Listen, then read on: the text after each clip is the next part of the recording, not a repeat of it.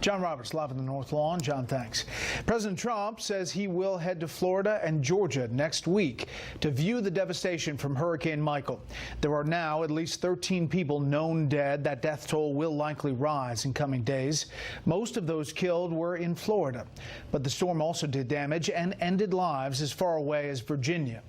For survivors in the Sunshine State, the struggle to get their lives back to normal could take quite a long time. Senior correspondent Rick Leventhal is in Panama City again this evening. The line for gas at Sam's Club in Panama City was hundreds of cars long. Hurricane-weary residents waiting more than 2 hours to fill their tanks. Yeah, I ran out while I was in line. I had to dig it out of the trees. I had to get a chainsaw and cut it out just to get it out of the trees. We're doing all right. The family's safe. You know, that's about all we can expect. Outside the store, hundreds more lined up for their first shopping opportunity in days, grabbing cases of water, snacks, batteries, and generators. I didn't really go in there with set things that I needed, just like a plan. Like I needed stuff that didn't need to be refrigerated.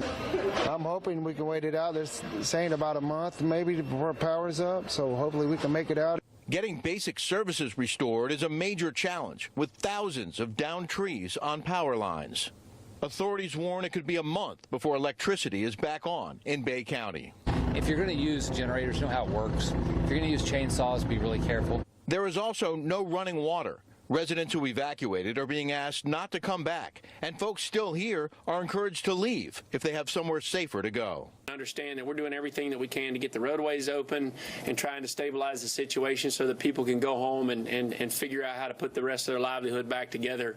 The devastation is stunning. NOAA released before and after images of Mexico Beach, mostly flattened by 155-mile-per-hour winds and at least a 9-foot storm surge.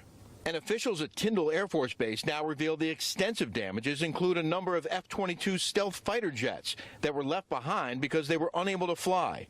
They're valued at nearly $150 million each. Like the rest of our base, our flight line took catastrophic damage across the base. Florida Senator Bill Nelson has seen his share of storms. It's the middle of October. We're feeling cool weather here. You're not supposed to have a Category 4 hurricane. This thing roared through here, and it's left destruction in its wake all the way to Chattahoochee, Florida.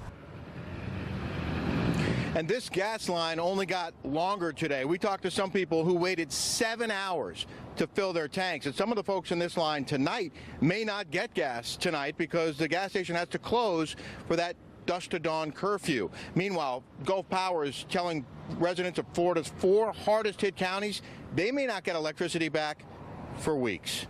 Brett? Rick Leventhal live in Panama City. Rick, thanks. As Rick just mentioned, Mexico Beach is a wasteland tonight after taking a direct hit from Hurricane Michael. Phil Keating is there tonight live. Good evening, Phil. Good evening, Brett. The storm surge, not to mention the 150 or 55-mile-an-hour winds, all came right off the Gulf of Mexico. Look at this house here. Cinder block house, very strong, nothing left. That's what's left. I mean, the place truly is an absolute wasteland. Look at these homes. If you stand around in Mexico Beach, you just look around. If the home is not flattened and disappeared and pushed inland, it is severely, severely damaged. Like this 3-story building, it's 2 stories on stilts. So you can see on the top floor, the shower, totally exposed, no walls, no roof. It's totally condemned.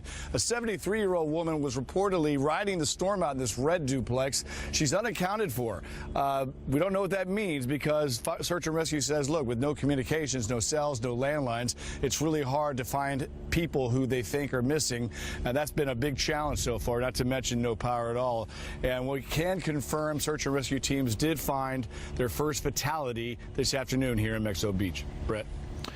Phil, thank you. Devastation.